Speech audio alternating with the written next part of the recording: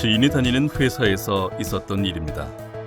입사를 한 지 일주일이 갓 지난 신입이 출근 시간 9시를 몇 분 앞두고 과장님에게 전화를 했다고 해요. 과장님, 죄송해요. 저 지금 일어났어요. 빨리 갈게요. 라고요. 신입이 지각을 하게 된 거죠. 일순간 팀 분위기가 확 가라앉았다고 합니다. 지인 또한 오늘 분위기 안 좋겠네 라는 생각에 기분이 안 좋아졌다고 해요. 업무 시작 전에 수다를 떨던 직원들도 다 자리로 돌아갔고 조용한 분위기에 키보드 두드리는 소리만 들렸다고 합니다. 과장님은 알겠다면서 통화를 끊고는 팀장님에게 보고를 하고 자리에 앉아서 팀원 모두에게 이런 말을 했다고 합니다. 신이 보면 뭐라고 하지 마세요. 지금 제일 지옥에서 오고 있을 사람은 신입이니까요. 이 이야기를 듣자마자 박수가 나왔습니다. 그렇죠. 무엇이든 실수를 한 당사자가 제일 힘든 시간을 보내고 있을 거예요. 물론 그 일로 인해 나 또한 안 좋은 피해를 볼 수 있지만 그래도 가장 좌절하고 가장 자책을 하고 또 모두에게 미안해하고 있을 사람은 실수한 본인이죠. 실수를 안 하고 살아갈 수는 없잖아요. 오늘은 지금 이 사연을 듣고 계신 여러분이 혹은 당신이 실수할 수도 있고 내일은 또 제가 또 내가 실수를 할 수도 있는 것이 그게 사람 살아가는 거니까요. 우리도 이 이야기의 과장님처럼 상대에게 조금 더 너그러운 사람이 되어보는 건 어떨까요? 그러면 내가 실수를 하는 날에도 내가 상대를 이해한 만큼 어쩜 나 또한 좀 더 이해받을 수 있을 수도 있잖아요. 서로가 서로를 한 뼘씩 더 이해하고 너그러워질 수 있길 바라면서 백승철의 목소리 듣기 좋은 밤 시작합니다.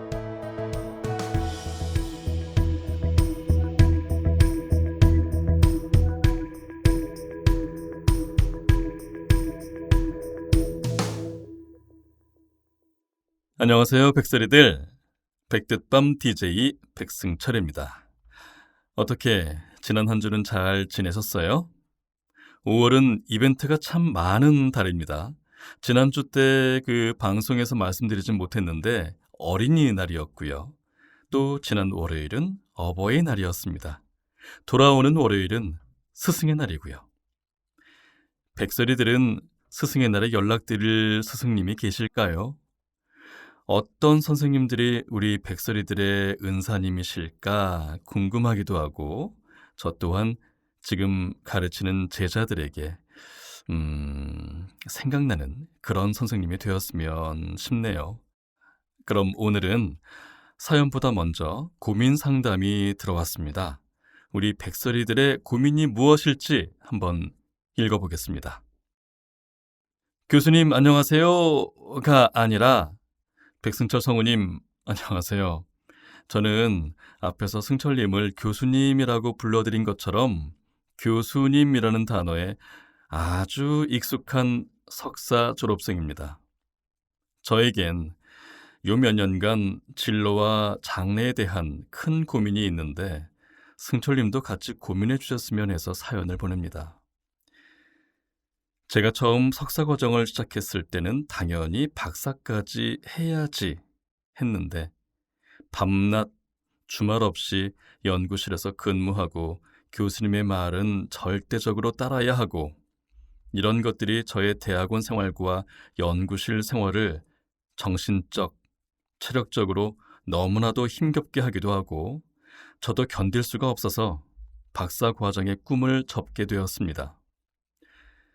그렇게 대학원을 졸업해서 석사를 마치고 전공을 살려 국가연구기관에 근무했다가 현재는 사기업에서 제 전공과 관련하여 사업을 기획하는 일을 하고 있습니다.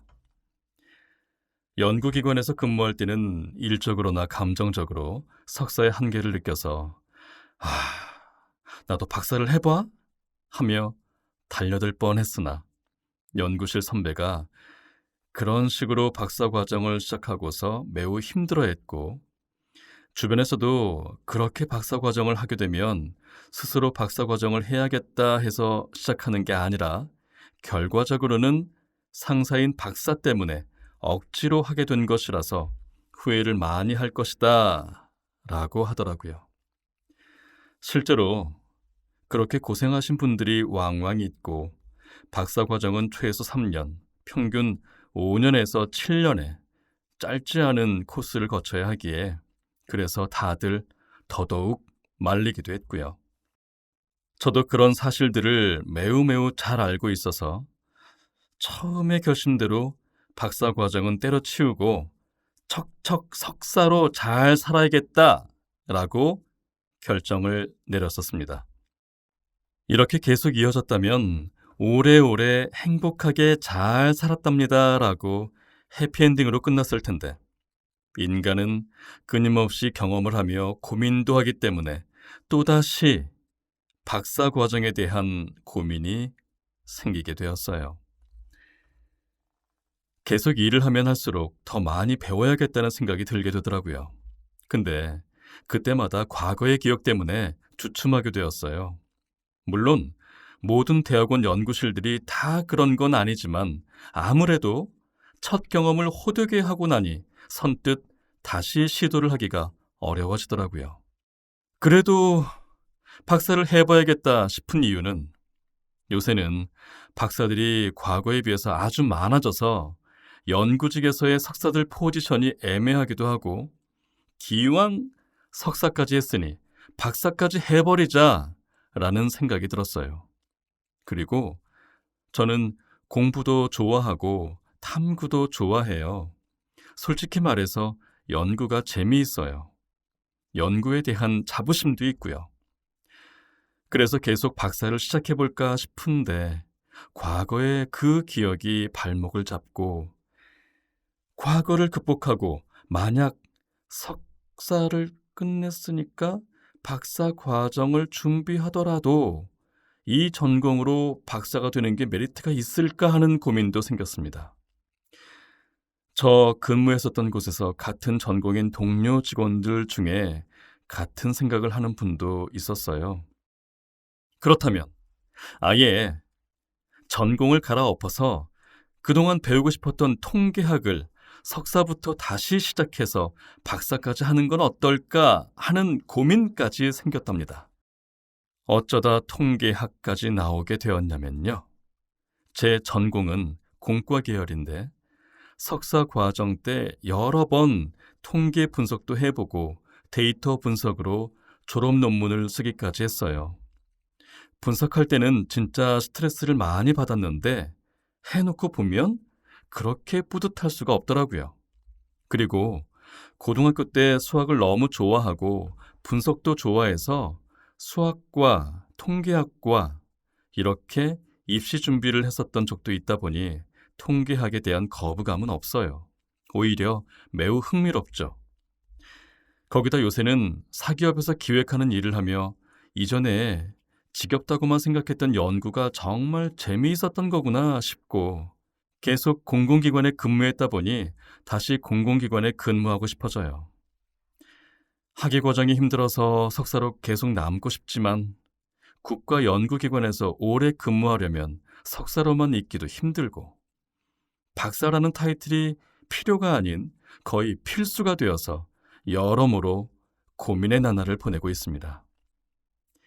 지금 전공 그대로 박사 과정을 하게 된다면 석사 과정을 마친 학교가 아닌 다른 학교에서 시작할 예정이라 학교와 연구실은 컨택할 준비가 되어 있고, 통계학은 학교와 연구실 모두 제가 하고 싶은 연구에 맞는 곳을 새로 찾아야 한답니다.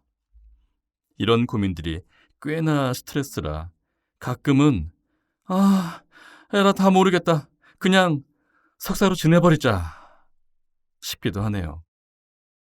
그래서 승철님이라면 어떤 결정을 하실지 이유도 궁금합니다. 나이는 고려사항에서 제외하고 고민해 주셨으면 해요. 1. 전공 그대로 박사 과정을 한다. 2. 새로운 전공인 통계학을 전공으로 삼아 새롭게 대학원 준비를 한다. 3.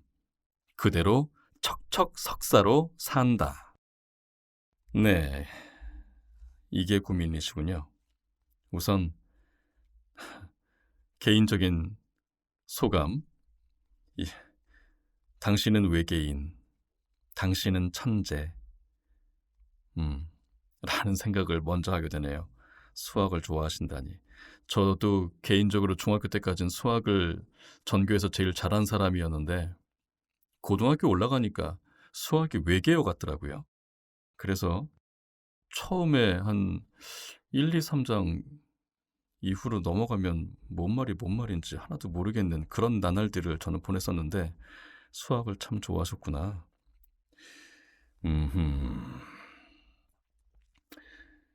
저는요, 지금 고민이라고 하셨던 이 1, 2, 3번 중에 택 1을 한다면 3번 아니고요. 1번을 택하겠습니다.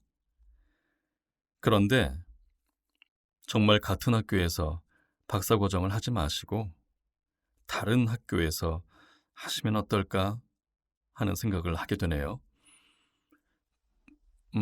고민하시는 분을 엄청나게 힘들게 하셨던 그 교수님 밑에서 또 일명 피를 빨리면서 박사과정을 해야 할 이유는 없다고 생각합니다. 아마 그렇게 하시게 되면 더 많이 고민하고 더 많이 힘들게 되실 거예요. 그리고 통계학은 상당히 재미있기도 하고 전도 유망한 그런 학문이긴 한데 제가 변수라고 생각하는 게 AI의 가파른 발전 속도에 대한 예측을 혹시 어떻게 하고 계시는지 궁금해요. 네.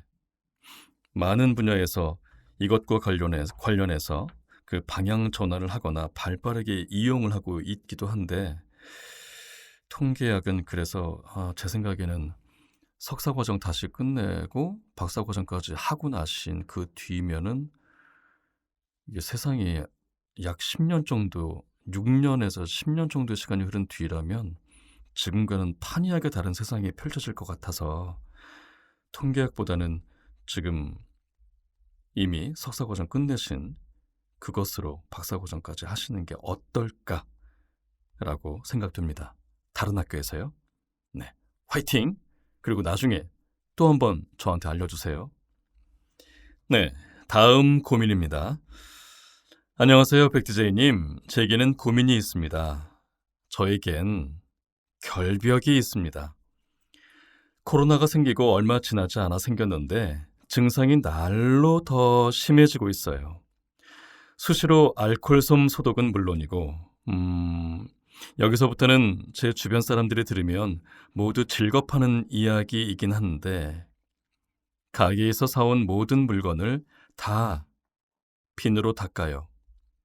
물로 씻으면 안 되는 물건은 소독 티슈로 전부 닦습니다.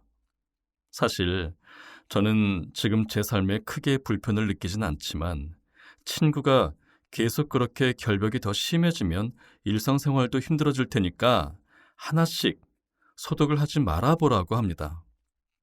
그치만 백디제이님 들어보세요. 제가 편의점 알바생을 하면서 알게 된 건데 알바생들 대체로 장갑을 끼고 있거든요. 근데 그 장갑으로 수많은 동전, 지폐를 만지면서 포스기계에 금액 정산을 하고 물류 창고 정리도 하고 물건도 진열한다고요. 꼭 알바생 장갑이 아니어도 온갖 사람들이 만지작대었던 과자, 맥주, 음료수 등등 어떻게 그냥 먹을 수 있는 거죠? 저는 이제 결벽 없던 지난날이 떠오르질 않아요. 지금은 결벽 개선을 위해서 엄마가 만진 제 스티커 뭉치를 소독하지 않고 써보고 있어요. 가로 열고 괴롭습니다. 가로 닫고. 여기서 제 고민은 이겁니다. 결벽의 증세를 어떻게든 호전시키려고 노력 중이에요.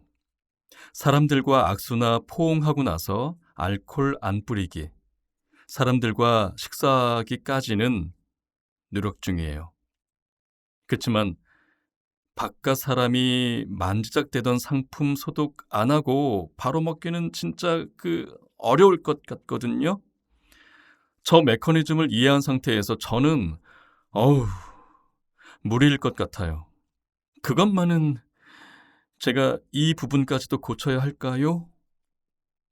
고민과는 별개로 제가 이야기한 메커니즘을 듣고 백디제이님은 어떻게 생각하셨는지 의견도 궁금해요. 가로 열고 제 의견에 무조건적 동조를 해달란 뜻은 절대 아니고 그냥 정말 어떻게 생각하시는지가 궁금해요. 가로 닫고. 아하, 이해합니다. 이해해요. 정말 이해합니다. 그런데요. 그게 더 심해진다면 점차 본인도 그리고 주변 분들도 많이 힘들어질 거예요. 그러니까 친구분의 의견대로 조금씩 소독을 하겠다고 하는 대상을 줄여 보시면 좋겠어요. 그리고 이건 좀 다른 얘기일 수 있는데 살면서 우린 모두 일정한 기운들을 가지고 있단 말이죠. 우리 인간도. 그리고 우리도 또 동물이기 때문에 이게 참 어떻게 들릴지 모르겠습니다만 저도 예전에 이거 알고 놀래기도 했었는데 우리 몸에는 보이지 않는, 우리 눈에는 보이지 않는 벌레들이 사실 우리 몸에 많이 있다고 해요. 이건 인정할 수밖에 없는 부분이라고 하더라고요. 우린 인간이면서 동물이기 때문에. 너무 위생적으로 깨끗하게만 살려고 한다면 산도, 들도, 바다도, 전철도 그 무엇도 다 힘들걸요? 그냥 멸균실에만 있어야 할 수도 있잖아요. 그러니까 조금은 마음 놓고 생활을 해보세요. 괜찮아요. 코로나 전에 우리는 그렇게 다 사실 늘 존재했었던 것들인데 다 우리 몸이 적응을 잘 해왔었거든요. 갑자기 익숙하지 않은 어떤 것이 그런 바이러스가 훅 치고 들어와서 저희가 몇 년 동안 고생을 했던 거죠. 그리고 우리 몸은 앞으로도 잘 적응을 해 나갈 겁니다. 우리 몸의 메커니즘도 한번 믿어보세요. 자, 하나씩 하나씩 한번 것들을 조금씩 풀어보시고 소독을 안 해보시고 그냥 만져보시는 걸 한번 해보세요. 네. 그리고 다음에 또 한번 소식 전해주세요. 자, 다음 고민으로 넘어가 볼게요. 안녕하세요, 승철님. 날씨가 따뜻해서 여기저기 놀러 다니기 참 좋은 요즘 고민이 생겨서 사연을 남겨봅니다. 저에게는 2명의 동생이 있는데 그 중에 막내 여동생과의 관계에 대한 고민이 생겼어요. 동생은 저와 무려 11살이나 차이 나는 어린 중학생입니다. 어릴 적 바쁜 엄마를 대신해서 갓난아기 때부터 동생을 돌봤으니까 또 교복 입은 모습을 봐도 마냥 어린애같이 보이더라고요. 근데 요즘에는 제가 동생을 과잉 보호하는 건가 싶은 생각이 듭니다. 저는 동생에게 방과 후 학원을 마치고 집에 잘 도착했는지 가족 단톡방에 무조건 톡을 남겨두게 합니다. 학교도 학원도 집에서 겨우 10분 거리이긴 하지만 엄마랑 제가 퇴근 시간 전까지는 집에 혼자 있어야 하니까 톡이 없으면 괜히 신경이 쓰이더라고요. 그리고 친구들과 놀러 갈 때 어디로 가는지 몇 시에 귀가할 건지 꼭 이야기하라고 당부하곤 합니다. 노는 중간에 연락도 한 번씩 해달라고 하고 연락이 없으면 제가 먼저 전화해서 뭐 하고 있느냐고 확인하기도 합니다. 평소에 동생이 친구들과 멀리 놀러 다니거나 늦게까지 놀다 오는 건 아니지만 그래도 제 시야에 없으니까 좀 걱정이 됩니다. 근데 며칠 전 친구와 카페에 갔을 때 친구가 저에게 이렇게 말하더라고요. 동생도 자기만의 시간이 필요할 나이인데 네가 매번 그렇게 연락하라고 하는 건 너무 과잉보호하는 거 아닐까? 라고요. 걱정이 너무 지나치면 오히려 독이 된다는 말을 듣고 아무 대답도 못 하겠더라고요. 늘 걱정도 적당히 해야지, 알아서 잘해야지 하고 생각하면서도 그게 마음처럼 쉬운 일이 아니네요. 나이 차이가 많이 나서 더 그런 것 같기도 하고요. 과잉보호가 사람을 수동적으로 자라게 할 수도 있다는데 제가 동생을 그런 사람으로 만들고 있는 건 아닐까 걱정됩니다. 이제 슬슬 사춘기도 오고 말도 안 들을 나이인데 어떻게 하면 좋을까요? 유유. 음, 그렇죠. 더군다나 11살 나이 차이가 나고 어릴 때 그 초등학교 5학년, 6학년 되고 중학생 되시면서 갓난아기를 엄마랑 같이 키우신 거잖아요. 음, 마냥 동생 같으면서도 또 엄마의 마음도 함께 있을 거예요, 아마. 걱정되죠. 걱정 많이 될 겁니다. 그런데 친구분의 이야기처럼 과잉보호하고 계신 것 같다라는 생각은 저도 조금 하게 되네요. 물론 요즘에 하도 그 뉴스거리 중에 서해면 기사를 보면 참 별의별 사건, 사고들이 다 있는데 그런 생각을 하게 되면 걱정이 더 되죠.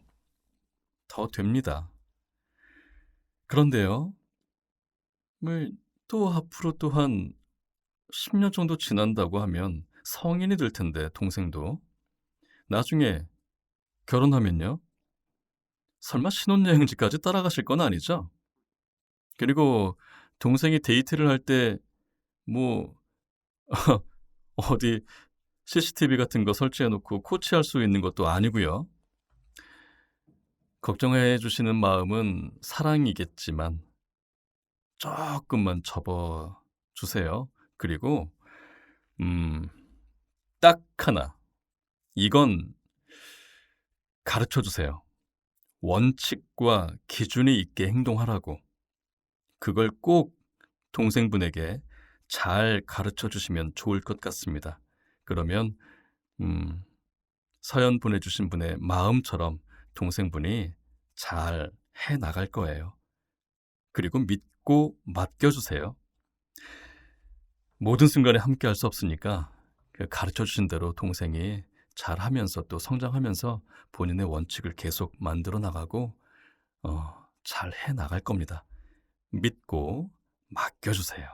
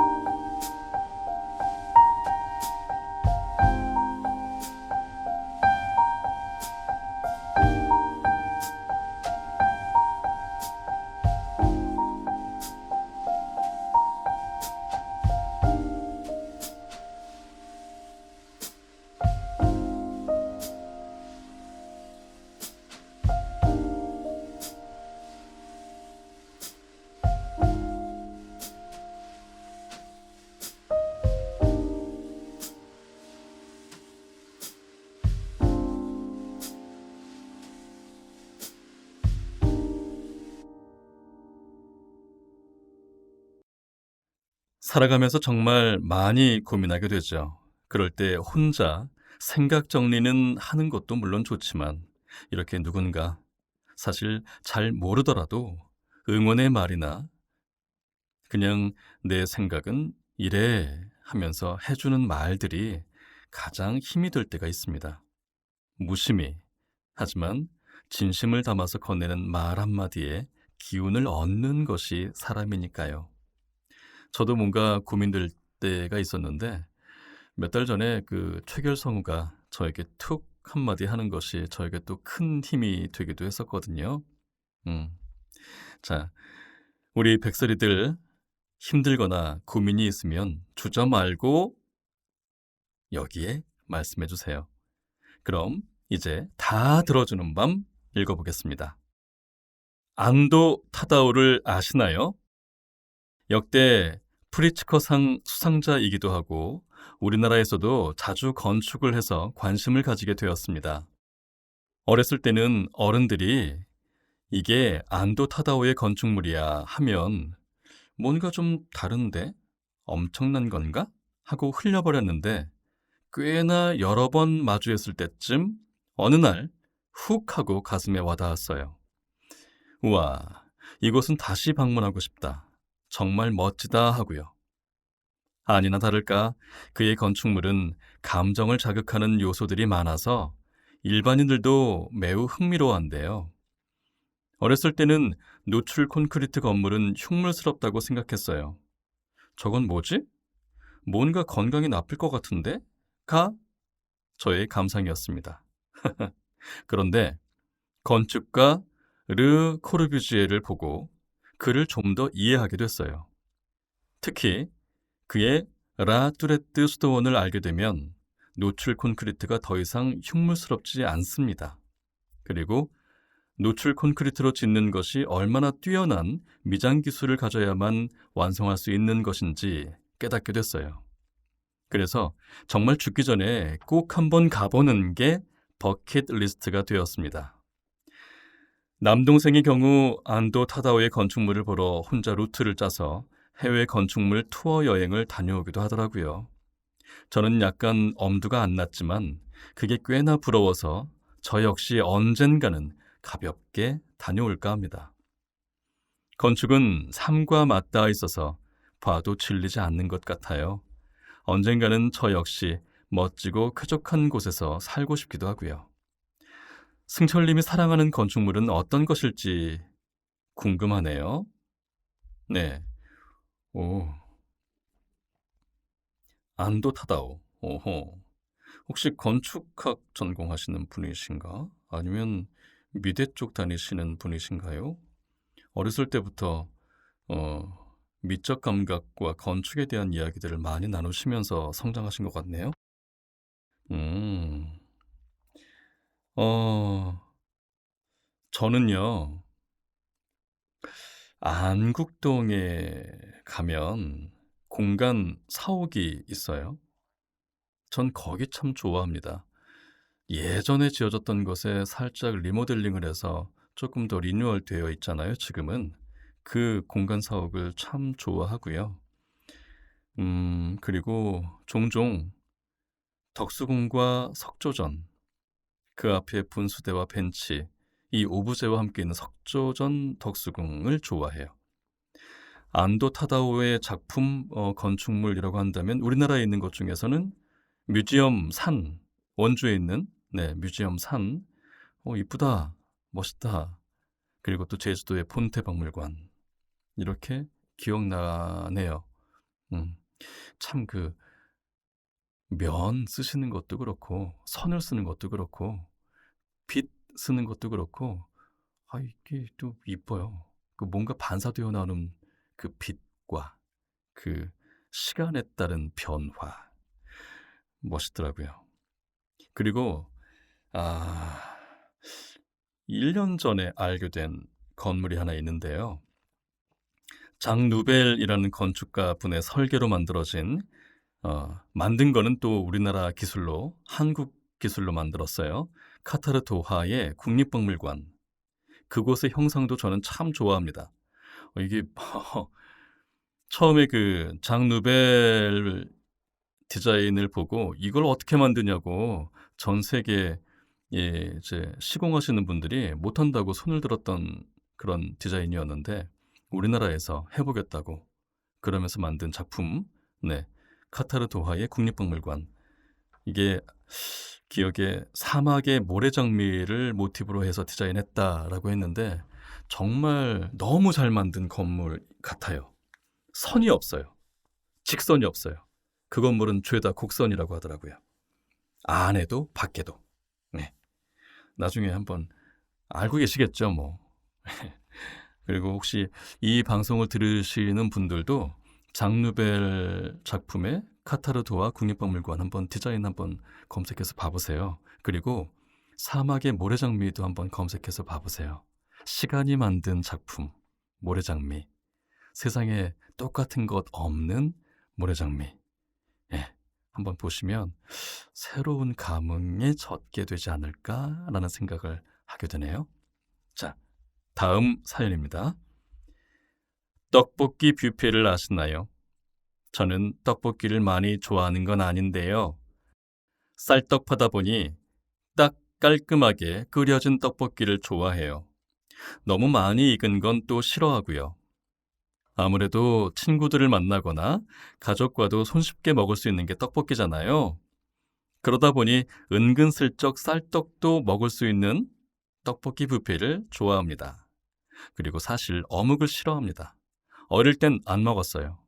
아버지 영향으로 길거리 음식을 안 먹었어요. 그냥 아버지도 싫어하시고 부녀지간이라 입맛이 비슷한지 저도 안 맞긴 하더라고요. 그래도 커서는 먹지만 적당히 안 넣을 수 있어서 떡볶이 뷔페를 좋아해요. 즉석 떡볶이 형태로 끓여 먹다 보니 과하게 끓이지 않고 딱 적당할 때 먹을 수 있어서 만족스러워요.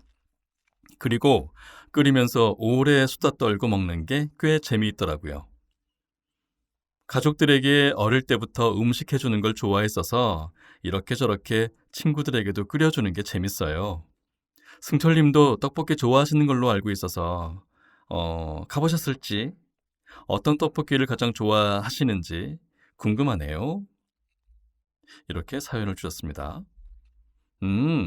하하, 드디어 나왔다! 떡볶이. 네. 저는, 갑자기 침 고이네요. 그렇다고 방송 들으시는 이 밤 떡볶이, 참아보겠습니다. 저는 쌀떡, 밀떡 가리지 않고 다 잘 먹습니다. 그리고 떡볶이 뷔페 말씀하셨는데 혹시 거기가 두끼? 두끼 떡볶이일까요? 네. 두끼 떡볶이에서 먹는 그것들이 참 사람을 행복하게 만들기도 하지요. 그리고 짜장 떡볶이도 맛있고 카레 떡볶이도 맛있습니다.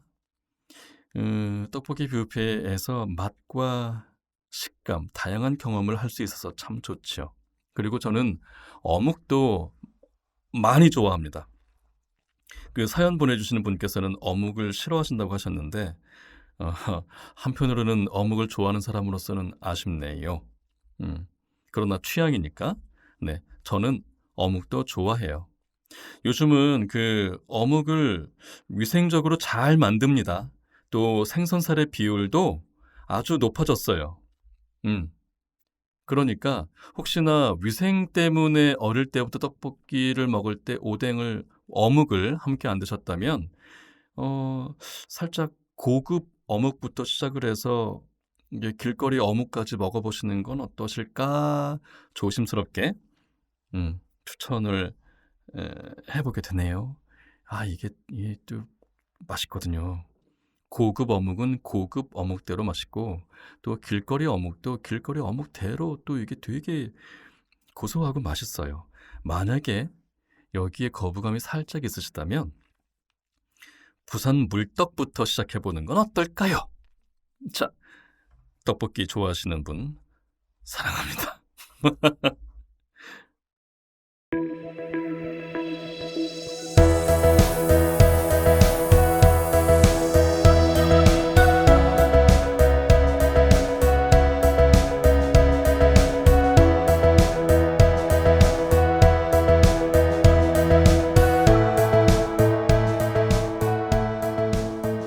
프랑스의 물리학자이자 철학가인 파스칼이 이런 말을 했습니다.